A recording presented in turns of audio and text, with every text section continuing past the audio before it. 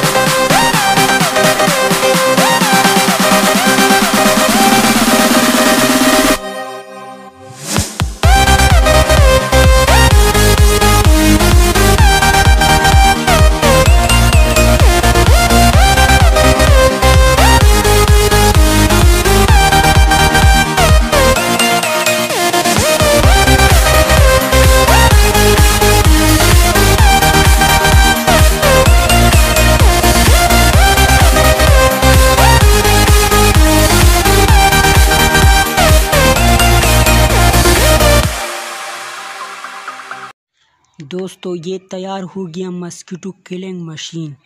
कितना खूबसूरत लग रहा है, एक लाइक तो बनता है। दोस्तों ये काम इस तरह करते हैं, यहाँ पर मैंने एक फैन लगाया है जो ऊपर से हवा खींच करके नीचे की तरफ ले जाता है, और ऊपर मैंने 2 ब्लू LED लगाई हैं जिसके लिए मस्कीटो दूर से आते हैं। इस फैन को जब हम यहाँ से ऑन करेंगे, ये फैन ऑन हो गया और ऊपर ब्लू LED भी ऑन हो गए। जब मस्कीटो LED के लिए आती हैं तो ये फैन उसको नीचे की तरफ पुश करता है।